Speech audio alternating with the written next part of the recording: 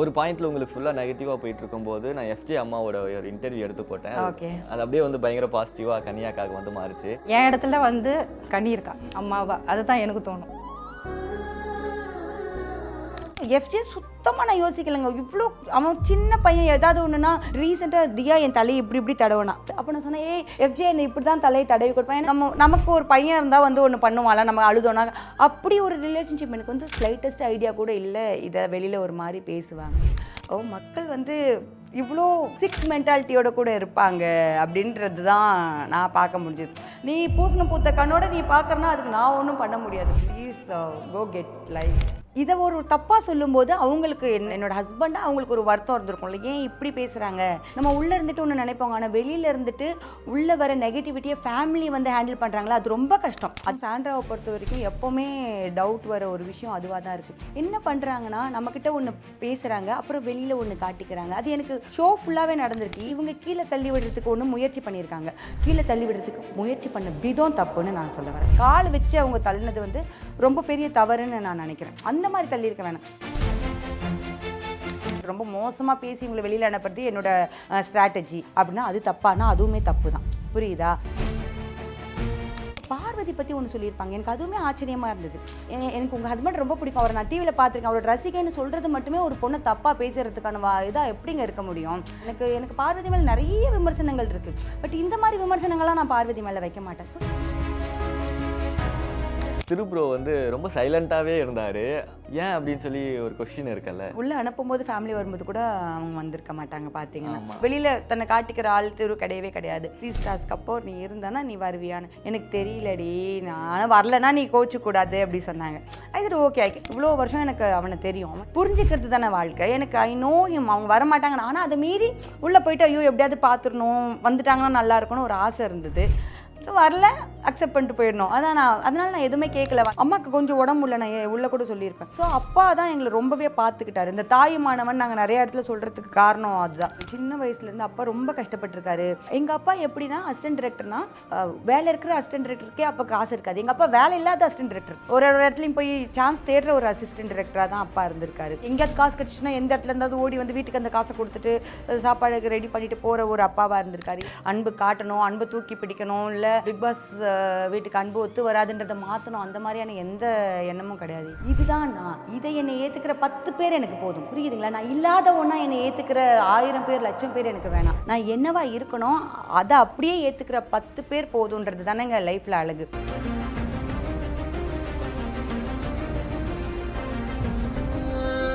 Hi அக்கா. Hello Vasanth, வணக்கம். So கனி அக்கா அப்படின்னாலே வந்து ரொம்ப இன்னசென்ட்டான ஒருத்தவங்க. ஸோ யார் அன்பு கொடுத்தாலும் வந்து அப்படியே திரும்ப கொடுத்துருவாங்க. உள்ளேயும் நீங்கள் அப்படி தான் இருந்திருக்கீங்க.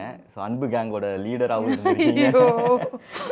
இதுக்கு முன்னாடி அர்ச்சனாக்கா உள்ளே போகும்போது கூட அவங்கள இந்த அன்பு தான் ஜெயிக்கும் அப்படிங்கிறத வச்செல்லாம் ட்ரோல் பண்ணாங்க. இந்த அன்பு மட்டும் ஒரு நெகட்டிவாகவே போகுது, பிக் பாஸ்க்கு அன்புக்கும் செட் ஆகாமல். ஈவன் நான் உள்ளே போகும்போது எனக்கு அட்வைஸ் சொல்லி அனுப்பிச்சது என்னென்னா, பெருசாக பழகிடாத யார் கூடயும், அங்கே ஒரு ரிலேஷன்ஷிப் பில்ட் ஆகிறதுக்கான இடம் அது கிடையாது அப்படி தான் சொல்லி அனுப்பிச்சாங்க. நம்ம என்னவா உண்மையாக இருக்கிறதுன்றது ஒன்று தான் பிக் பாஸ்ன்னு நான் நினைக்கிறேன். ஸோ இப்போ பேசிக்கலி நான் வந்து எல்லாருக்கிட்டையும் பழகிற கேரக்டர், எல்லாரையும் நம்புகிற கேரக்டர் அப்படின்னும் போது அங்கே போய் அதுவும் உடஞ்சிடுது. அவ்வளோதான். தவிர்த்து அன்பு காட்டணும், அன்பு தூக்கி பிடிக்கணும், இல்லை பிக் பாஸ் வீட்டுக்கு அன்பு ஒத்து வராதுன்றதை மாற்றணும், அந்த மாதிரியான எந்த எண்ணமும் கிடையாது. எதேச்சியாக பழகுனது தான் அது. ஆனால் யார் அன்பு கொடுத்தாலும் ஈஸியாக அட்டாச் ஆகிற ஒரு கேரக்டர் நீங்கள். அதை நினச்சி எப்போவாவது ரெக்ரெட் பண்ணியிருக்கீங்களா? இல்லை, நான் என் லைஃப்பில் நான் அந்த மாதிரி ஆனதே கிடையாது. பிகாஸ் அன்பு என்னை ஏமாத்தினது கிடையாது இது வரைக்கும். நான் அன்பாக இருந்திருக்கேன், அவங்க என்கிட்ட அன்பாக இருந்திருக்காங்க, அவங்க என்னை ஏமாற்றிட்டு போனாங்கன்னு டச் அவுட் என் லைஃப்பில் ஒன்று நடந்தது கிடையாது. மேபி நான் பார்க்குற விதத்தினால, த எனர்ஜி, நான் கொடுக்குற எனர்ஜினால கூட அது நடந்திருக்கலாம். ஸோ அந்த இது எனக்கு நடந்ததே கிடையாது. அன்பே சிவம், அதுதான். அஃப்கோர்ஸ் அன்பே சிவம். இந்த பிக் பாஸ் வீடு அப்படிங்கிறதே வந்து நீங்கள் யார் அப்படிங்கிறத வந்து காட்டுறதுக்கான ஒரு இடம் தான். ஆனால் நீங்களாவே தான் இருந்தீங்க அந்த வீட்டுக்குள்ளே. ஆனால் அதுதான் வந்து சில பேருக்கு வந்து வெளியே பிடிக்காமல் போயிடுச்சு. கனியாக்கா ஏன் வந்து எல்லாருக்கிட்டையும் அன்பாகவே இருக்காங்க, நம்மளும் அந்த ஷோக்கு ஏற்ற மாதிரி கொஞ்சம் மாற்றிக்கிட்டு நம்ம ஏதாவது கொஞ்சம் நடிச்சிருந்தா ஒரு வேளை இன்னும் கொஞ்சம் நாள் என்ன இருந்திருப்போமா? இல்லை, எனக்கு அப்படி நான் நடித்து ஒரு விஷயம் பண்ணியிருக்கேன் அந்த வீட்டில் முடியாதுன்னு நான் நினைக்கிறேன். இதுதான் நான். இதை என்னை ஏற்றுக்கிற 10 பேர் எனக்கு போதும். புரியுதுங்களா? நான் இல்லாத ஒன்றா என்னை ஏற்றுக்கிற 1000 பேர் 1,00,000 பேர் எனக்கு வேணாம். நான் நான் என்னவா இருக்கணும் அதை அப்படியே ஏற்றுக்கிற 10 பேர் போதுன்றது தானேங்க லைஃப்பில் அழகு. நிஜமாவே ஈவன் அன்றைக்கி நான் கோயிலுக்கெல்லாம் போயிருந்த இவங்களோடலாம் அப்போ கூட எல்லாம் வந்து பேசுகிறவங்க அத்தனை பேரும் இப்படியே அன்பாருங்க, விட்டுறாதீங்க, இப்படி அப்படி சொல்லும்போது சரி ஓகே நம்ம ஏதோ ஒன்று நம்ம சொல்லியிருக்கோண்டா அப்படின்ற ஒரு சந்தோஷம் இருந்தது. நான் மாற போகிறது கிடையாது, பட் வந்து இப்படியே இருந்துருங்க எப்பயுமே அன்பாருங்க அப்படின்னு சொல்லும்போது வந்துட்டு நம்மளும் ஏதோ ஒன்று பண்ணியிருக்கோம் அப்படின்ற ஒரு சாட்டிஸ்ஃபேக்ஷன் மனசுக்குள்ளே வந்தது. ஓகே. ஆனால் இந்த பிக் பாஸில் வந்து நீங்களாம் ஒரு மாதிரி ஒரு ட்ராமாவில் இந்த வீட்டுக்குள்ளே இருப்பீங்க. பார்க்குற நாங்கள்லாம் வந்து பயங்கர ஒரு ட்ராமா ஆனது வந்து அந்த ரெட் கார்டு இஷ்யூ, அந்த கார் டாஸ்கில் தான். அந்த டைமில் வெளியே இருந்தீங்கன்னு நினைக்கிறேன். பார்க்கும்போது எப்படி இருந்தது உங்களுக்கு? ஒரு சில டாஸ்க் வந்து எப்படி நம்ம விளையாடுறோம் அப்படிங்கிறது. நான் என்னை பொறுத்த வரைக்கும் நான் இந்த விளையாட்டில் டாஸ்க்குன்னு ஒன்று வந்துச்சுன்னா அடிப்படும் தான், பரவாயில்ல, உனக்கு நல்ல நேரம் இருந்தால் பொழைச்சி வெளியில் வந்துக்கோ, இல்லைனா நீ வந்து அடி வாங்கிட்டு தான் ஆகணும். அந்த அடி வாங்கிட்டதுக்காக ஐயோ அம்மான்னு புலம்பி உட்காரக்கூடாது, ரெடியாக உள்ளே போ, இல்லை நான் வரலன்னு சொல்லிவிடு, இவ்வளோதான் இது. ஸோ அப்படி தான் இந்த கடைசி டாஸ்க்குமே. ஸோ காலை கீழே வைக்கக்கூடாது அப்படின்றது தான் ஒரு இது. அங்கே ஒரு இது கொடுத்துரு, கால் கீழே வச்சா நீ அவுட்டு அப்படின்னு அங்கே ஒன்று சொல்கிறாங்கன்னா இதை நீ எப்படி டீல் பண்ணுற, இதை நீ எப்படி விளையாடுற அப்படின்றது ஒன்று. ஸோ அது கீழே தள்ளிவிடக்கூடாதுன்றது எங்கேயுமே அங்கே கிடையாது. தள்ளி விடலாம், ஆனால் எப்படி தள்ளி விட்ட அப்படின்றது தான் அங்கே. புரியுதுங்களா? நீங்கள் தள்ளி விடுறது, நீங்கள் பேசுகிறதுமே இப்போ பேசி இவங்களை வெளியில் அனுப்புறது, ரொம்ப மோசமாக பேசி இவங்களை வெளியில் அனுப்புறது என்னோடய ஸ்ட்ராட்டஜி அப்படின்னா அது தப்பானா அதுவுமே தப்பு தான். புரியுதா? அப்போது கடைசி வரைக்கும் உள்ளே உட்காந்துருக்கிறதுக்கு நான் என்ன ஸ்ட்ராட்டஜி பண்ணுறேன். ஒரு சிலர் ஒன்று பண்ணுவாங்க, ஒரு சிலர் ஒன்று பண்ணாமல் இருப்பாங்க. அப்படி தான் இவங்க கீழே தள்ளி விடுறதுக்கு ஒன்று முயற்சி பண்ணியிருக்காங்க. கீழே தள்ளி விடுறதுக்கு முயற்சி பண்ண விதம் தப்புன்னு நான் சொல்ல வரேன். புரியுதா? நீங்கள் வந்து புஷ் பண்ணுறது இல்லை ஏதோ ஒன்று பண்ணுறது, அது ஒரு பெண்ணுக்கு இன்னொரு பெண்ணுக்கு இடையில நடக்கிறது, அப்படி அது சரியாக இருந்திருக்கலாம். 2 பேர் ஒரு ஸ்ட்ராங்கான ஒருத்தவங்க அண்ட் அவங்க வந்துட்டு பேசிக்கலாகவே ஒரு பயந்த கேரக்டராக இருந்திருக்காங்க நம்ம பார்க்குற வரைக்கும். பட் அவங்க அப்படி இருக்கும்போது அவங்கள இவங்க தள்ளி விட்டாங்கன்னும் போது அவங்களுக்கு உடனே பேனிக் அட்டாக் வந்துருச்சு அப்படின்னும் போது அது எல்லாமே தொடர்ந்து ஒன்றுக்கு பின்னாடி ஒன்று தவறாயிடுச்சு. அது அப்படி இவங்க டீல் பண்ணியிருக்க வேணாம். கால் வச்சு அவங்க தள்ளினது வந்து ரொம்ப பெரிய தவறுன்னு நான் நினைக்கிறேன். அந்த மாதிரி தள்ளியிருக்க வேணாம். எல்லா விளையாட்டுக்குள்ளேயும் ஒரு நியாயம் இருக்குங்க. அந்த நியாயத்தோடு நம்ம விளையாடிட்டோம்னா ஓகேவாக இருக்கும். அந்த நியாயம் மீறப்படும் போது தான் அது தப்பாகுது. அதுதான் அந்த ரெட் கார்டுக்கான காரணமாக இருக்கும்னு நான் நினைக்கிறேன். ஆனால் அதுக்கு அப்புறம் அவங்களுக்கு இந்த பேனிக் அட்டாக் வந்ததாகட்டும், அந்த பேனிக் அட்டாக்கே வந்து நடிப்பு அப்படின்னு நிறைய பேர் அதுக்கப்புறம் சொன்னாங்க. இந்த ஒரு வேற்றுமையை பார்க்குறீங்கல்ல வெளியிருந்து பார்க்கும்போது? ஏன்னா வியானா அவங்க கூட வந்து வெளியிருந்து பார்த்துட்டு நான் என் கண்ணால் நான் பார்த்துட்டு வந்துட்டேன் வெளியிருந்து அப்படின்னு சொல்லி அவங்களுக்கு சாண்ட்ராக்கு அப்போஸாக வந்து நிறைய விஷயங்கள் எல்லாம் பேசினாங்க. ஆனால் உங்களுக்கு அது எப்படி இருந்தது? ஒருத்தவங்க இப்போ எனக்கு வந்து தலைவலிக்குதுன்னு நான் சொல்கிறேன்னா அது பொய் நம்ம சொல்லவே முடியாதுங்க. புரியுதா? இப்போ எனக்கு தலைவலின்றது எனக்கு மட்டும்தான் தெரியும். அது மாதிரி இப்போ பேனிக் அட்டாக்னு ஒன்று வந்துருச்சு, அது பொய் இல்லையா? அது பொய்யான்னு பேனிக் அட்டாக்னு நம்ம சொல்லவே முடியாது. ஸோ அது பேனிக் அட்டாக். அங்கே இருந்த விக்ரமும் சொல்கிறாரு இல்லைங்க நான் கண்ணால் பார்த்தேன், சபரியும் சொல்லியிருக்கான் பேனிக் அட்டாக். ஸோ அதுக்குள்ளே நம்ம போகவே முடியாது. ஒருத்தவங்க கீழே விழுந்துட்டாங்க, அதில் ஏதோ ஒரு பேனிக் அட்டாக், மேபி அவங்களுக்கு மெடிக்கல் ஹிஸ்ட்ரி இருக்கலாம், இந்த மாதிரி நிறைய பேனிக் அட்டாக் வந்து. ஸோ அவங்க வந்து இந்த விளையாட்டுக்குள்ளே ஏன் வந்தாங்கன்னு ஒரு கொஸ்டின் வேணால் நம்ம கேட்கலாமே தவிர பேனிக் அட்டாக் ஏன் வந்துச்சு நம்ம கேள்வி கேட்கவே முடியாது. புரியுதா? ஸோ பேனிக் அட்டாக் வந்துருச்சு, அதுக்கப்புறம் அது நடக்குது. எனக்கு எங்கே வந்து ஒரே ஒரு இடம், எனக்கு இது எல்லாமே எந்த இடத்துலையுமே எனக்கு கொஸ்டின் கிடையாது. எங்கே எனக்கு ஒரே ஒரு வருத்தம் இருந்ததுன்னா பார்வதியும் கம்ருதனும் சாரி கேட்ட இடத்துல இவங்க சாரி சொல்லாமல் ஒன்று பயந்தாங்கல்ல, அந்த ஒரு இடம் தான் எனக்கு இப்போ வரைக்குமே இப்படி பயந்தாங்களா இதுவும் நான் சொல்கிறேன். எனக்கு இது தோணுனது தான். அவங்க உண்மையாக பயந்தாங்களா, உண்மையாக பயப்படலையா, அதுக்குள்ளே நான் போகல. ஏன் இப்படி பயந்தாங்க? பயந்துருக்க வேணால அவ்வளோலாம். ஏன்னா அவங்க வந்து ஆரம்பத்துலேருந்து நம்ம பார்க்குறோம் அந்த வீட்டில் அவங்க எப்படி இருந்தாங்கன்னு சொல்லிட்டு, என்னென்ன பண்ணியிருக்காங்க, எந்தெந்த இடத்துல எப்படி தைரியமாக பேசியிருக்காங்க, அது யார் சபரிக்கிட்ட எப்படி பேசியிருக்காங்க, விக்ரம் கிட்ட எப்படி பேசியிருக்காங்க, எந்தெந்த இடத்துல எப்படி நின்று இருக்காங்க, எல்லாமே நம்ம பார்க்குறோம். இவன் அந்த டாஸ்க் ஆரம்பிக்கும் போது இவங்களும் ஈக்குவலாக வேர்பல் அப்யூஸ் பண்ணிக்கிட்டு தான் இருந்தாங்க. எதுவுமே பண்ணலன்னு நம்ம சொல்லலாம். எல்லாமே பண்ணியிருக்க ஒருத்தவங்க அந்த அப்படி தைரியமாக பார்க்குற ஒருத்தவங்க அந்த இடத்துல திடீர்னு நான் பயந்துட்டேன் அப்படின்னு சொல்லும்போது நமக்கு ஒரு கொஸ்டின் வரும். புரியுதில்ல? இந்த கொஸ்டின் ஏன் வருதுன்ற இடத்துக்கு நான் பேசுகிறேன். கொஸ்டின் அவங்க பண்ணாங்க உண்மை பொய்ன்றது எனக்கு ஏன் வந்துட்டு இல்லையே, இவங்க ஏன் மன்னிச்சு விட்டுருக்கலாம்ல, அட்லீஸ்ட் ஏதோ சொல்லியிருக்கலாம், ஏன் இவங்க பயப்படுறாங்கன்னு எனக்கு ஒரு சந்தேகம் வருதுல்ல. அந்த சந்தேகம் ஏன் எனக்கு வருதுன்னா இதெல்லாம் எனக்குள்ள கொஸ்டினாக இருக்கிறதுனால எனக்கு அந்த சந்தேகம் வருது. அதுலேயும் உள்ளுக்குள்ளே வெளியிலேருந்து நீங்கள் பார்க்குறது வேறு, உள்ளுக்குள்ளே இருந்து நாங்கள் ஒன்று பார்த்துருக்கோம். நான் தான் திரும்ப திரும்ப சொல்கிறேன், நிறைய பேர் இப்போ அது விக்ரம திட்டுறதாக இருக்கட்டும், என்ன யார் வேணால் நிறைய விமர்சனங்கள் இருக்குல்ல, உள்ளுக்குள்ளே இருந்து ஒன்று பார்க்குறதுன்றது வேறங்க, வெளியில் தெரியறது வேறு, அதுதான் உண்மை. ஸோ அப்படி பார்க்கும்போது உள்ளுக்குள்ளே இருந்த ஒரு பர்சனாகவும் வெளியில் வந்து அதை பார்த்த ஒரு பர்சனாகவும் எனக்கு வந்து டவுட் வருது. சரி மன்னிச்சிருக்கலாமே, பிகாஸ் நான் நம்புகிற ஒரு விஷயமும் ஒன்று இருக்குல்ல, இது நடந்துருச்சு, எல்லாம் தப்பு, எல்லாமே முடிஞ்சிச்சு, ரெட் கார்டு கொடுத்துட்டாங்க. அவங்க வந்து 2 பேருமே வந்து சாரி கேட்குறாங்க. பார்வதி உண்மையாக கேட்குறாங்க கேட்கல, அதுக்குள்ளெல்லாம் நான் மறுபடியும் போகல. ஒருத்தவங்க சாரி கேட்கும்போது நான் வந்துட்டு இன்னும் அவங்க பண்ணதில் எனக்கு உடன்பாடு இல்லை, அவ்வளோதான். ஆனால் எல்லாருமே வந்து அந்த அந்த ஒரு கேமாக பார்த்துட்டு அந்த வீட்டோட அந்த என்னதான் வந்து இனிப்பான மெமரிஸ் இருந்தாலும் கசப்பான மெமரிஸ் இருந்தாலும் அந்த வீட்டோட விட்டுட்டு வெளியே வர்றது வந்து ரொம்ப ஒரு நல்ல குவாலிட்டி இல்லை. ஆனால் அவங்க யாருமே அப்படி இல்லாமல் வெளியே வந்தும் அதே வக்கரத்தோடு வந்து மாற்றி மாற்றி வந்து திட்டிக்கிறது இருக்குல்லக்கா.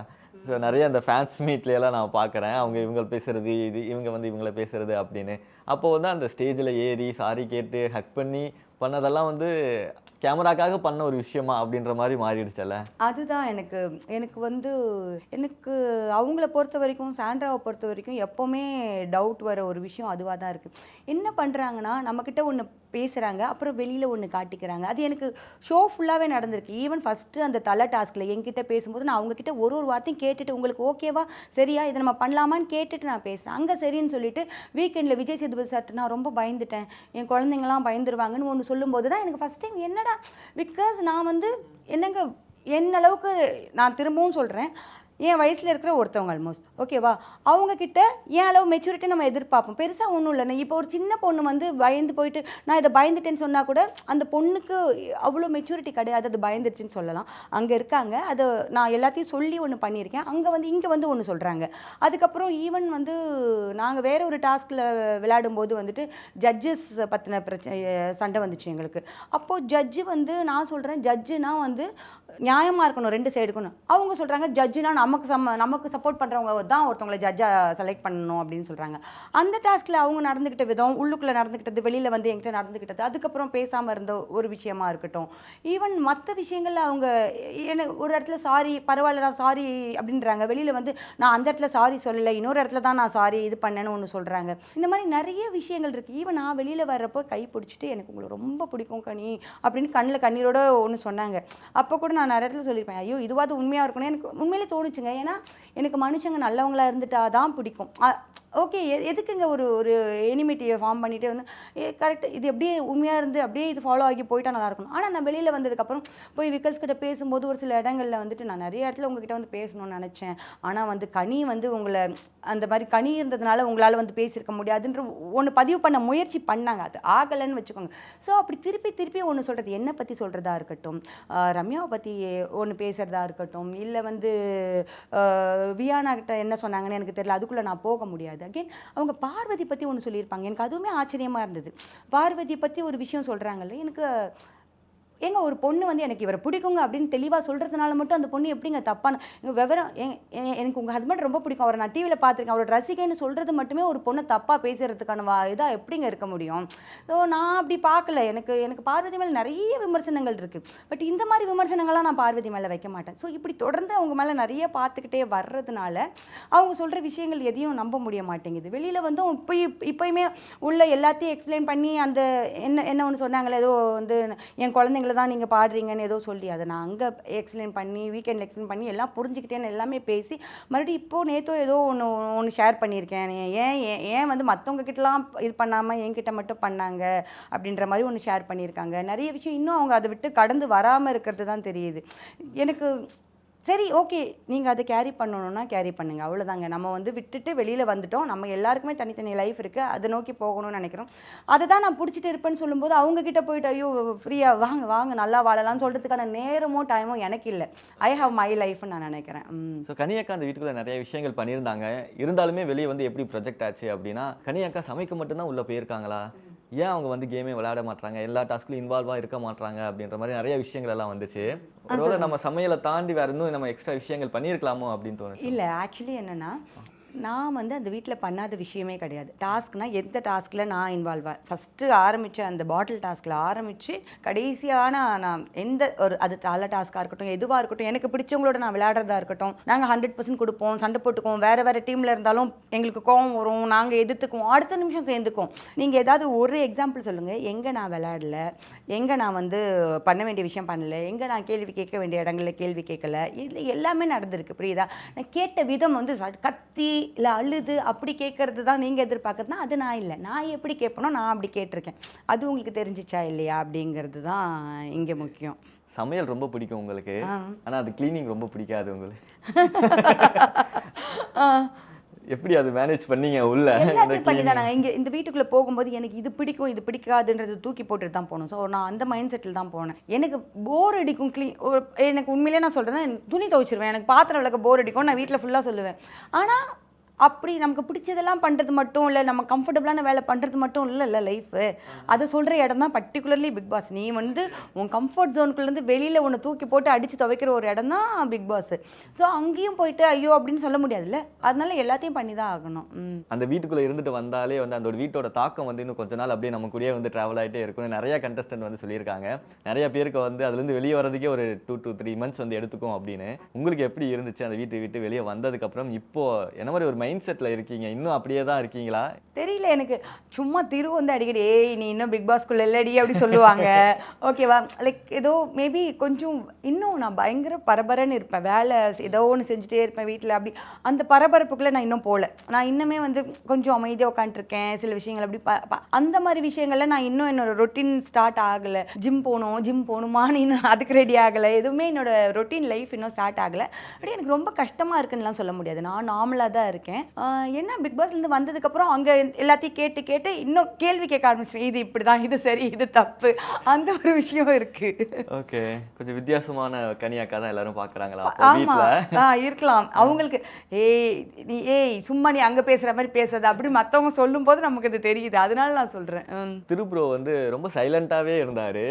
ஏன் பெருசாக வந்து உங்களை பற்றி எதுவுமே இஷ்யூ பேசலை, அவர் இன்வால்வ் ஆகலை, உங்களை பார்க்க வீட்டுக்கு உள்ளே கூட அவர் வரல அப்படிங்கும்போது ஏன் அப்படின்னு சொல்லி ஒரு கொஸ்டின் இருக்குல்ல?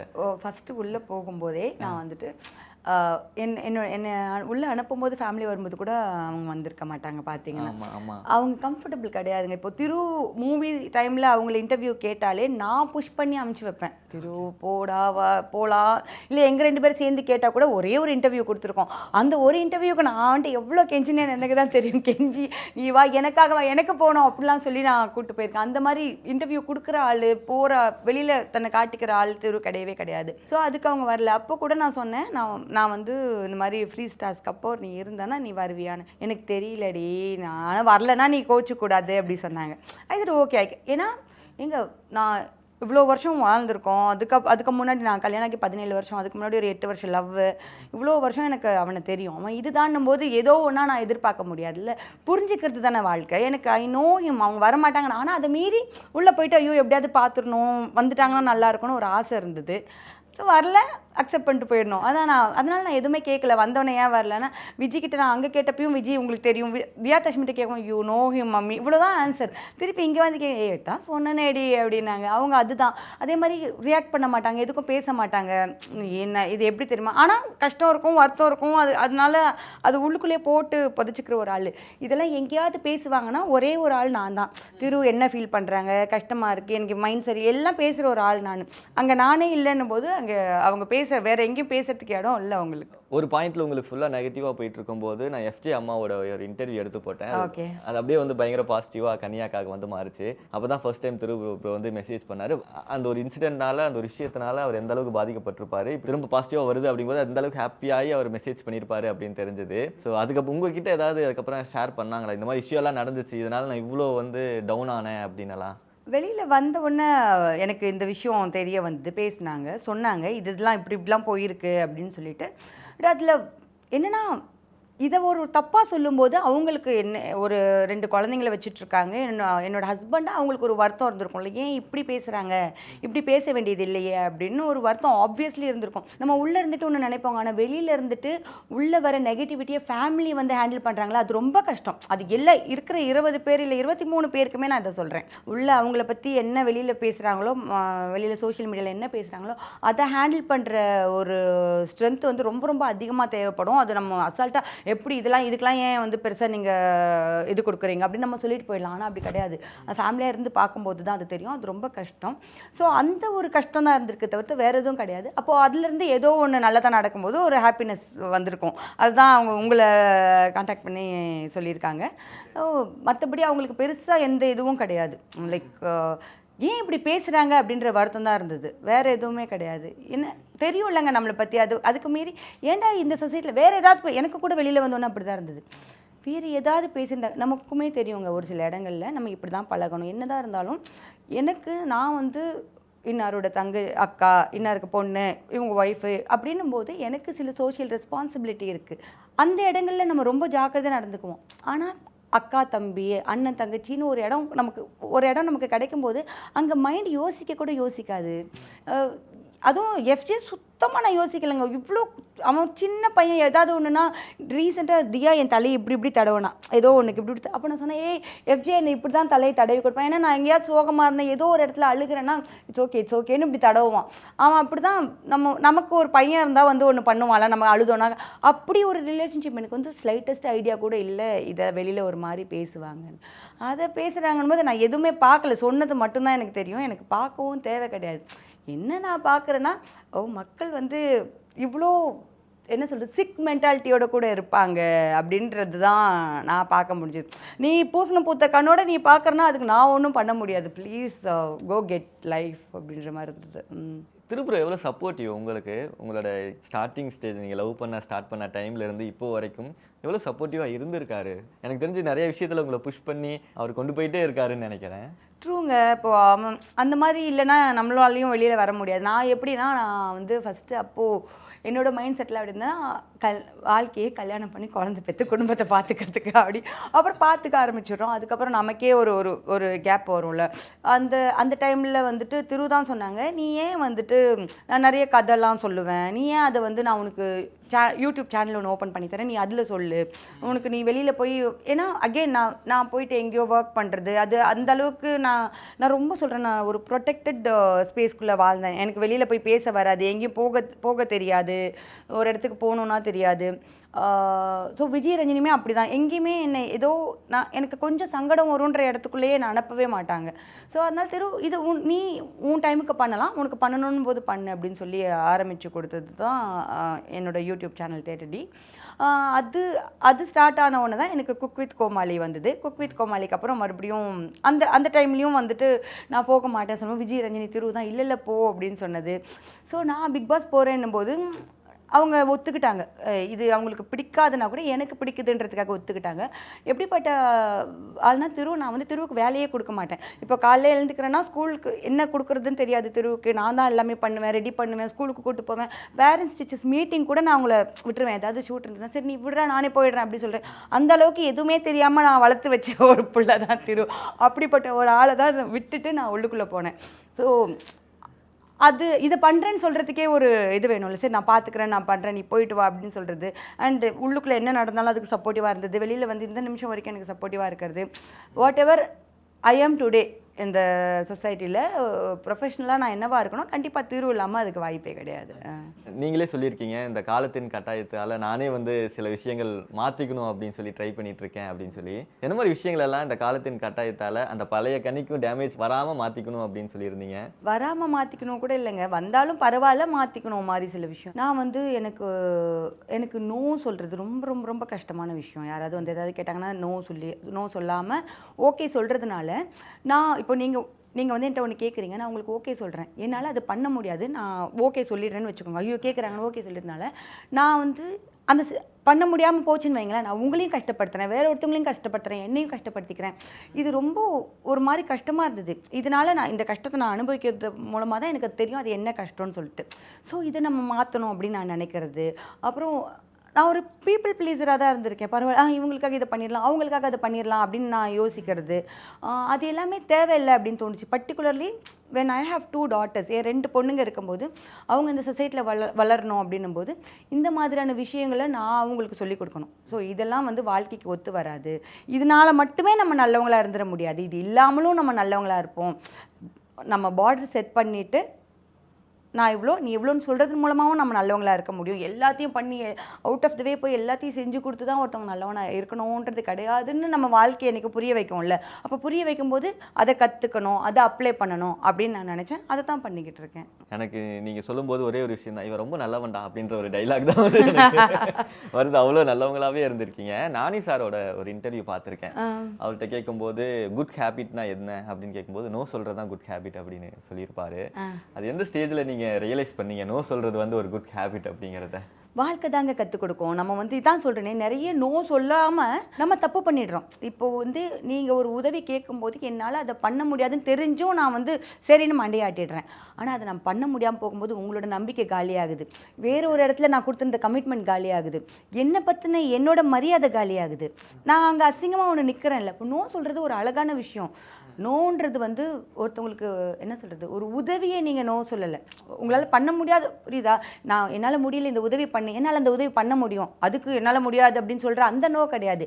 என்னால் முடியாத ஒரு விஷயத்த இல்லைங்க இது சரி கிடையாது, இது வேணாங்க அப்படின்னு சொல்கிற அந்த நோ தேவைன்னு நான் நினைக்கிறேன். அதுதான் வந்து வாழ்க்கை அடுத்த லெவலுக்கு கொண்டு போகும். நம்ம யாருன்னு நமக்கே காட்டும்.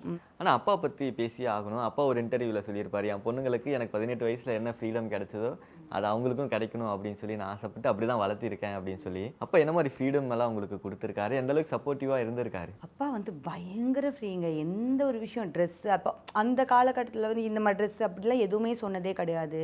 ஈவன் லவ் கூட வந்து அப்பா என்ன சொல்லுவாருன்னா, நீங்கள் லவ் பண்ணலாம், என்கிட்ட சொல்லிட்டு லவ் பண்ணுங்கள், என்ன பண்ணாலும் சொல்லிட்டு பண்ணுங்க அப்படின்ற ஒரு ஒரு சுதந்திரத்தை எங்களுக்கு கொடுத்துருந்ததால எங்களுக்கு எதுவுமே பண்ணணும்னு தோணும். புரியுதா? இப்போ நம்ம வந்து இதை பண்ணணும், அப்பா நான் போய் இதை பண்ணிக்கிறேன் அப்படின்னு சொல்லி ஒரு விஷயம் தேவைப்பட்டதே இல்லை. அண்ட் லவ் வந்து இன்னெவிட்டபிள். அது நடந்தப்போ நான் ஃபஸ்ட்டு என்கிட்ட ப்ரப்போஸ் பண்ணப்போ நான் எங்கள் அப்பா கிட்ட சொல்லிட்டு வரேன். எங்கள் அப்பா ஓகே சொன்னால் தான் நான் சொல்லுவேன் அப்படின்னு சொல்லிட்டு நான் அப்பா கிட்ட சொல்லிட்டு தான் நான் திருவுக்கே ஓகே சொன்னேன்.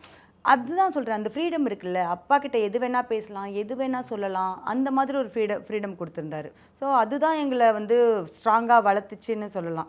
இப்படி தான் படிப்பு கூட சொல்கிறேன், இப்படி படித்து ஃபஸ்ட் ரேங்க் எடுத்துட்டிங்களா அப்படிலாம் கேட்டதே கிடையாது எப்போவுமே. அதுதான் நாங்கள் 3 பேரும் நல்லா படித்ததுக்குமே கூட ஒரு காரணம்னு நான் நினைக்கிறேன். லைக் உங்கள் 3 பேரையும் வந்து ஒரு சக்ஸஸ்ஃபுல்லான ஒரு இடத்துக்கு கொண்டு வரணும் அப்படின்னு சொல்லி நிறையா சாக்ரிஃபைஸ் பண்ணியிருப்பார்ல. அப்பா நமக்காக இவ்வளோ விஷயங்கள் பண்ணியிருக்காரா அப்படின்னு சொல்லி இப்போ யோசிச்சு பார்க்கும்போது, இந்த மனுஷன் நமக்காக இவ்வளோ பண்ணியிருக்காரு அப்படின்னு சொல்லி என்ன மாதிரி விஷயத்தெல்லாம் சாக்ரிஃபைஸ் பண்ணியிருக்காரு? ரொம்பங்க. அது எப்படி சொல்கிறது, சின்ன வயசுலேருந்து அப்பா ரொம்ப கஷ்டப்பட்டிருக்காரு. அவர் பேசும்போது ஏதாவது ஒரு இடத்துலேருந்து இன்னொரு இடத்துக்கு போகிறது எவ்வளோ தூரம், இப்போ மயிலாப்பூர்லேருந்து இங்கே இப்போலாம் நம்ம சொன்னால் நம்ப கூட மாட்டோம், இப்படிலாம் கூட நடக்க முடியுமாடான்னு. எங்கள் அப்பா எப்படின்னா அசிஸ்டன்ட் டிரெக்டர்னா வேலை இருக்கிற அசிஸ்டன்ட் டிரெக்டருக்கே அப்போ காசு இருக்காது. எங்கள் அப்பா வேலை இல்லாத அசிஸ்டன்ட் டிரெக்டர், ஒரு இடத்துலையும் போய் சான்ஸ் தேடுற ஒரு அசிஸ்டன்ட் டிரெக்டராக தான் அப்பா இருந்திருக்காரு. அந்த இடத்துல போயிட்டு அவர் எவ்வளோ காசு கிடையாது, எங்கேயாவது காசு கிடச்சின்னா எந்த இடத்துல இருந்தாவது ஓடி வந்து வீட்டுக்கு அந்த காசை கொடுத்துட்டு சாப்பாடுக்கு ரெடி பண்ணிட்டு போகிற ஒரு அப்பாவாக இருந்திருக்காரு. என்னைக்காவது ஒரு நாள் ஃப்ரீயாக இருந்தாருன்னா எங்கள் அப்பா ஏதோ இந்த மைதா மாவில் வாங்கிட்டு வந்து அப்பம்லாம் போட்டு கொடுப்பாரு. அதெல்லாம் எங்களுக்கு ஸ்பெஷலாக இருக்கும். அண்ட் கதை சொல்லிக்கிட்டு இருப்பார். அந்த வீட்லேயே யாராவது திடீர்னு வந்து நாங்கள் குளிக்கணும்னு சொன்னால் வந்து அதுக்கு ரெடி பண்ணி கொடுப்பாரு. ஏன்னா அம்மாவுக்கு கொஞ்சம் உடம்பு இல்லை, நான் உள்ளே கூட சொல்லியிருப்பேன். ஸோ அப்பா தான் எங்களை ரொம்பவே பார்த்துக்கிட்டாரு. இந்த தாயுமானவன் நாங்கள் நிறைய இடத்துல சொல்கிறதுக்கு காரணம் அதுதான். அப்பா வந்து எல்லா விஷயத்துலையும் எல்லாத்துலேயும் எங்கள் கூட இருந்திருக்காரு, எல்லாத்துலேயும் எங்களை பார்த்துருக்காரு. ஸோ அதனாலேயே வந்துட்டு அவர் சொல்லவே இல்லை எங்களுக்கு, நீங்கள் இப்படி தான் வளரணும், இப்படி தான் வாழணும், இப்படி தான் ஜெயிக்கணும்னு. அவர் எங்களை அப்படி ஃப்ரீயாக விட்டு அவர் டெமான்ஸ்ட்ரேட் தான் பண்ணியிருக்காரு. அந்த டெமான்ஸ்ட்ரேஷன் தான் நாங்கள் இன்றைக்கி வளர்ந்து இங்கே நிற்கிறதுக்கு காரணம். இப்படி இருந்த ஒரு மனுஷன், இப்படி வாழ்ந்த ஒரு மனுஷனுக்கு பொண்ணாக நம்ம என்ன பண்ணுறோம் அப்படின்ற ஒன்று இருக்குல்ல, அதுதான் இங்கே கொண்டு வந்திருக்குன்னு நினைக்கிறேன். லைக் ஒரு விஷயம் அப்பாக்காக நான் லைஃப்பில் பண்ணணும்னு நினைக்கிறது இன்னும் என் பக்கெட் லிஸ்ட்டில் அப்படியே இருக்குது அப்படின்னா? அப்பாக்காக நான் பண்ணணும்னு நான் நினைக்கிறது இல்லைங்க. அவர் அப்படி இது எனக்காக பண்ணிடான்னு எதுவுமே கேட்க மாட்டார். அப்பா தான் சொல்கிறேன்ல, ரொம்ப அன்பான ஒரு மனுஷன். அவர் அது ஒன்று தான். உள்ளே நான் போகும்போது கூட அன்பாரு அப்படின்னு சொன்னார். அதை நான் சொல்லி அமைச்சார். ஓகே, நான் உள்ளே போகும்போது ஓகே என்னதான் இருந்தாலும் கேமுக்குன்னு போகணும்னு நினச்சேன். ஆனால் நம்ம ஒரு இன்பில்ட்டாக ஒன்று இருக்கும்ல, அது வந்துடுச்சு. அதை தவிர்த்து எங்கள் அப்பாக்காக நான் பண்ணுவேன் லைஃப் ஃபுல்லான்னு நான் என்ன நினைப்பேன்னாங்க, மனுஷங்களாக நடத்துறதுன்னு ஒன்று இருக்குல்ல. எங்கள் அப்பா வந்து நிறைய இந்த சான்ஸ்லாம் தேடி போகும்போது அவர் பட்ட அசிங்கம் அவமானம் அதெல்லாம் சொல்லும்போது நம்ம யாரையும் இப்படி நடத்திடக்கூடாது அப்படின்னு சின்ன வயசில் நமக்கு ஒன்று தோணும்ல, அந்த ஒரு விஷயம் இன்னுமே எனக்கு ஃபாலோ ஆகிட்டு வருது. அப்பாவுமே எப்போவுமே யாரையுமே எந்த இடத்துலையுமே வந்து குறைச்சி நடத்த மாட்டார். ஒருத்தவங்க இவங்களுக்கு இவ்வளோ மரியாதை கொடுக்கலாம், இவங்களுக்கு இவ்வளோ தான் அப்பாவுக்கு மரியாதை எல்லாருக்கும் ஒரே மாதிரி மரியாதை தான். அது எவ்வளோ பெரிய ஆளாக இருந்தாலும் சரி, எவ்வளோ சொசைட்டியில் சொல்கிறேன், ஒரு வேலையிலேயே ஒருத்தவங்க இவங்க வந்து பெரிய ஆள், இவங்க சின்ன ஆளுன்னு நம்ம பார்த்து அவங்களுக்கு அப்படிலாம் அப்பா ஒரு ஆட்களை மதிச்சதே கிடையாது. வீட்டில் யார் வேலை செஞ்சாலும் அவங்களுக்கு ரொம்ப மரியாதை கொடுப்பாரு. அதுதான் நான் கற்றுக்கிட்டேன். அதுதான் எங்கள் அப்பாக்காக நான் லைஃப்பில் ஏதாவது செய்யணும்னா அதுதான் நான் செய்யணும்னு நினைக்கிறேன். அதை தான் நான் கடத்தணும்னு நினைக்கிறேன் என் குழந்தைங்களுக்கும். ஆனால் அம்மாவுக்கு வந்து உடம்பு முடியாமல் இருக்கும்போது அப்பாவுக்கு சின்னதாக வந்து ஒரு வருத்தம் இருந்தாலுமே அம்மாவை டிபெண்ட் பண்ணி இல்லாமல் எல்லா வேலையும் அவரே செய்வார் அப்படின்ற மாதிரி எல்லாம் சொல்லியிருக்காங்க. அதனால வந்து ரொம்ப அஃபெக்ட் ஆனது நீங்கள் தான், என்னோட குழந்தைங்க தான் ரொம்ப அஃபெக்ட் ஆனாங்க அம்மாவுக்கு அப்படி இருக்குது அப்படிங்கும்போது அப்படின்னு சொல்லியிருந்தேன். நீங்கள் எந்த அளவுக்கு அது அஃபெக்ட் ஆச்சு உங்களுக்கு? அது எந்த அளவுக்கு அஃபெக்ட் ஆச்சுன்னா லைக் பக்கத்து வீட்டில் சின்ன பசங்க தானே, அந்த வீட்டில் அப்படி இப்படி பார்க்கும்போது நம்ம வீட்டில் மட்டும் ஏன் அப்படி இல்லை அப்படின்னு ஒரு ஒரு ஒரு சின்ன ஏக்கம் இருக்கும்ல, எல்லாருக்கும் இருக்கும்ல. ஏதோ ஒன்று அங்கே அந்த குழந்தைக்கு ஒன்று, நம்ம ஃப்ரெண்டுக்கு ஒன்று கிடைக்குது, நமக்கு அது கிடைக்கலன்னும் போது ஒரு ஏக்கம் வரும்ல, அந்த மாதிரி ஏக்கம் தான். ஸோ அந்த ஏக்கம் வரும்போது ஓகே அது இதை எப்படி சரி பண்ணுறது அப்படின்னா, சரி ஓகே நம்ம அந்த இடத்துக்கு போகலாம் அப்படின்னு போகிறது தான். போயிட்டு நமக்கு 2 தங்கச்சிங்க இருக்காங்க, சரி நமக்கு அந்த ஃபீலிங் இருக்குது, இவங்களுக்கு அந்த ஃபீலிங் வர வேணாம் அப்படின்னு பார்த்துக்கிட்ட ஒரு இது. அப்பாவுமே தெரியாமலே ஃபஸ்ட்டு குழந்தையா பிறந்துட்டாலே நம்ம தலையில் வந்து ப்ரெஷர் வந்துடுங்க, சொசைட்டி சொல்லும். இப்போ நமக்கு தெரியுது, பெரிய குழந்தைகிட்ட போயிட்டு ஏன் நீ தான் பெரிய பொண்ணு, நீ தான் பார்த்துக்கணும்னு சொல்லாதுன்னு இப்போ வராங்க. ஆனால் அப்போ அதெல்லாம் வந்து அந்த காலகட்டத்துக்கு அது ரொம்ப நார்மலாக அது தேவையாகவும் இருந்தது. ஸோ அப்போன்னு சொல்லும்போது நமக்குள்ளே அது வந்துடும், நம்ம தான் பார்த்துக்கணும், நம்ம தான் பொறுப்பு, நம்ம தான் இதை எடுத்து செய்யணும் அப்படின்ற மாதிரி வந்துருச்சு. அது நான் பெருசாக எனக்கு ப்ரெஷரை டச்சூட், எனக்கு அது ப்ரெஷராக தெரியாமலே நான் அதை பண்ணிட்டு வந்துட்டேன். ஆனால் உங்களோட அந்த சிஸ்டர்ஸ் கேங் இருக்காங்கல்ல, நீங்கள் அந்த ஃபோட்டோஸ் போடும்போது ஒவ்வொரு வீடியோஸ் போடும்போது லைக் அது ரொம்ப சூப்பராக இருக்கும். ஆனால் நீங்கள் மட்டும் குரூப்பில் டூப்பு மாதிரியே இருப்பீங்க. ஏன்னா அவங்க 2 பேரும் வந்து பயங்கர மாடர்னிஷாலாம் இருப்பாங்க, நீங்கள் எப்பவுமே ரொம்ப ட்ரெடிஷ்னலாகவே இருப்பீங்களே. தெரியல, அப்படிலாம் எதுவும் கிடையாது.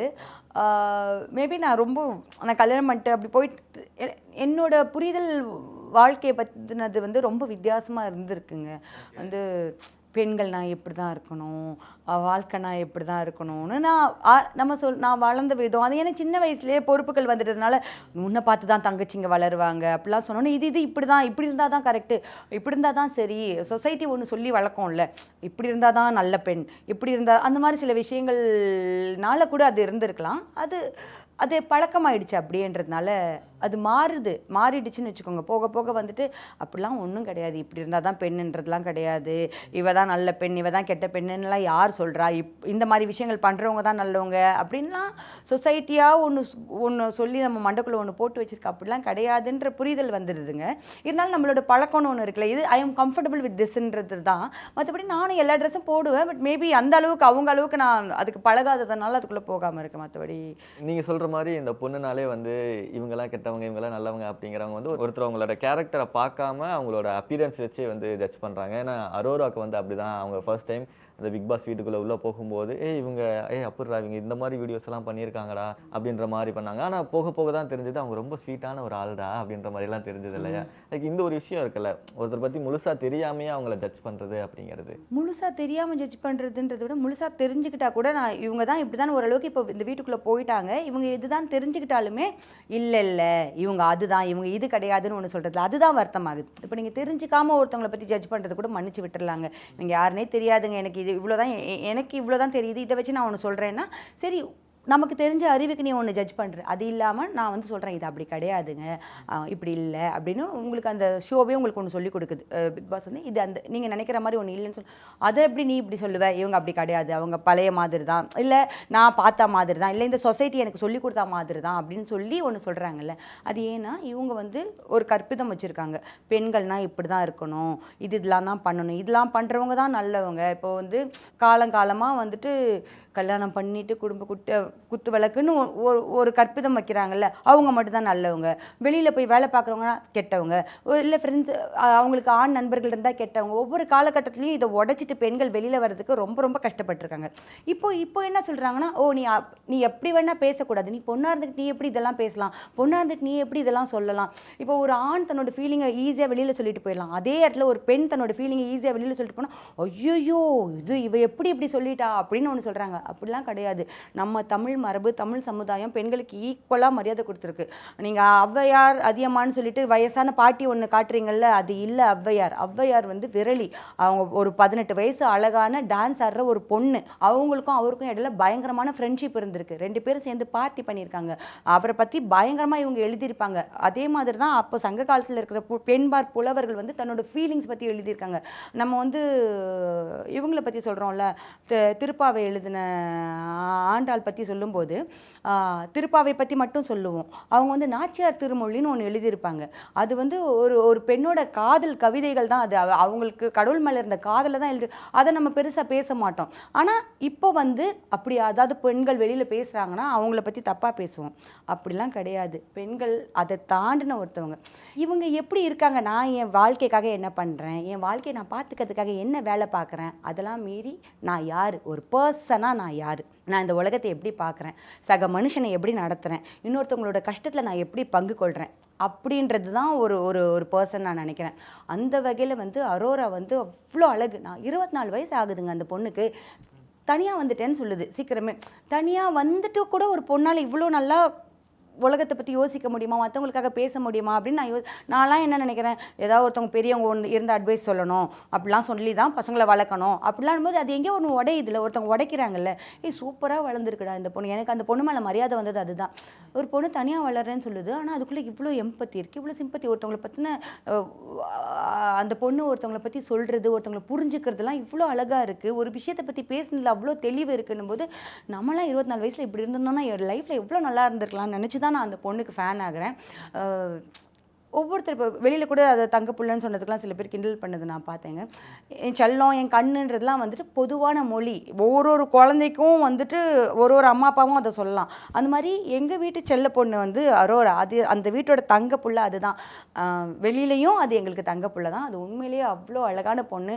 ஏதோ இவ இப்படி பண்ணா அப்படி பண்ணான்னு சொல்லி பெண்களை கீழே இறக்கிடுற அசிங்கம் வந்து ரொம்ப கேவலம். அந்த மாதிரி பண்ணுறவங்க வந்து அது பெண்களும் சேர்ந்து அதை பண்ணுறாங்கன்னு போது தான் கொஞ்சம் மனசு வலிக்குது. ஒரு சிலர் இப்போ புரியுதா, ஆண்கள் வந்து அவங்களால புரிஞ்சிக்க முடியாது அதனால சொல்கிறாங்கன்னு கூட போயிடலாம். ஆனால் நீ பெண்களாக இருந்துக்கிட்டு இதே விஷயத்தை பார்க்குறீங்க, இதே மாதிரி சிச்சுவேஷனில் நீங்களும் இருந்திருப்பீங்க, அப்படி இருந்துக்கிட்டு நீங்களுமே கூட சில இடங்களில் அப்படியே பேசுகிறீங்கன்னும் போது தான் அது கஷ்டமாக இருக்குது. அது பண்ணாதீங்க. பெண்கள் தயவுசெய்து பெண்களுக்கு அதை பண்ணாதீங்கன்னு நான் சொல்லணும்னு நினைக்கிறேன். ஆனால் இந்த மாதிரி விஷயங்கள் காலம் போக போக மாறிட்டு வந்துட்டே இருக்குது. இன்னும் நிறையா மாறணும்னு நினைக்கிறேன். கண்டிப்பாக மாறுங்க. வேறு வழியே கிடையாதுங்க, மாறி தான் ஆகணும். சரி, மாற்றம் ஒன்றே மாறாதது. ஓகேவா? ஒரு காலகட்டத்தில் வந்து நீங்கள் பார்த்தீங்கன்னா ஒரு காலகட்டத்துலேயும் இப்படி தான் சொல்லிட்டு இருந்தாங்க. ஒரு காலகட்டத்தில் கணவன் இறந்த உடனே போய் அந்த நெருப்புக்குள்ளே விழுவுறவ தான் உத்தமி. அதுக்கப்புறம் வந்துட்டு வீட்டுக்குள்ளேயே வந்து வெள்ளை துணி கட்டிக்கிட்டு இருக்கிறவ தான் உத்தமி. அதுக்கப்புறம் கல்யாணம் பண்ணிக்காமல் குழந்தைங்களுக்காக வாழ்கிறவ தான் உத்தமி. இந்த மாதிரி ஒரு காலகட்டத்தில் ஒன்று பண்ணி வச்சு அது மாறிக்கிட்டு தான் வருது. இன்னமும் நிறைய மாற வேண்டியிருக்கு, காத்துட்ருக்கோம். எனக்கு தெரிஞ்சு இந்த பிக் பாஸ் உங்களை பற்றி, உங்களோட கேரக்டரை வந்து நீங்கள் யார் அப்படின்னு தெரிஞ்சுக்கிறது மட்டும் இல்லாமல் மற்றவங்களோட கேரக்டர் எப்படி, அவங்க கிட்ட இருக்கிற குட் குவாலிட்டிஸை நம்ம அதுலேருந்து என்ன எடுத்துக்கலாம்னு சொல்லி கொடுத்துருக்கல. இந்த அரோரா மாதிரி அவங்க கிட்ட இருந்து நீங்கள் இப்படி கூட ஒரு விஷயத்தை எடுத்திருக்கீங்க. ஆனால் அது யாருமே நிறைய பேர் யோசிக்காமையே வெளியே இருந்திருக்காங்கல்ல.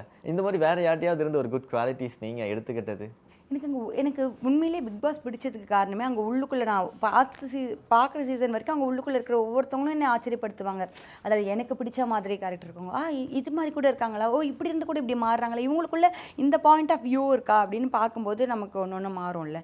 அந்த மாதிரி நான் ஒவ்வொரு சீசன்லையுமே எனக்கு இருக்காங்க. நான் அரோரா கிட்ட கூட சொல்லிட்டு இருந்தேன், ஒருவேளை நான் இந்த சீசனுக்குள்ளே இல்லாமல் இருந்து நான் வெளியில் இருந்தேன்னா கண்டிப்பாக உன்னோட ஃபேனாக தான் இருந்திருப்பேன் அரோரா அப்படின்னு நான் சொல்லியிருக்கேன். எனக்கு அரோரா இவ்வளோ நான் பேசுகிறேன்ல, எனக்கு வந்து சபரி கிட்டயோ எஃப்ஜே கிட்டயோ இல்லை விக்கல்ஸ் கிட்டயோ இருந்த மாதிரி ஒரு பாண்டு உள்ளுக்குள்ளே எனக்கு அவங்களோட இருந்ததுன்னா இல்லவே இல்லை. நான் வந்து எனக்கு அவங்கள ரொம்ப பிடிக்கும், அவங்களுக்கு அப்படிலாம் கிடையாது. நான் தூரத்தில் இருந்து மட்டும்தான் அவங்கள பார்த்துருக்கேன். எனக்கு அப்படி பார்த்து எனக்கு அவங்கள பிடிச்சது தான் அது. புரியுதா? எனக்கு எங்களுக்குள்ளே வந்து அந்த பேண்டஸ் தான் மாறி மாறி அடிச்சுட்டு இருப்போம், ரெண்டு பேரை பற்றி திட்டிட்டு இருப்போம். அப்படி தான் அது. எனக்கு இவங்களை ரொம்ப பிடிக்கும், அதனால நான் இவங்களை கண்மூடித்தனமாக சப்போர்ட் பண்ணுறேன் அப்படி கிடையாது.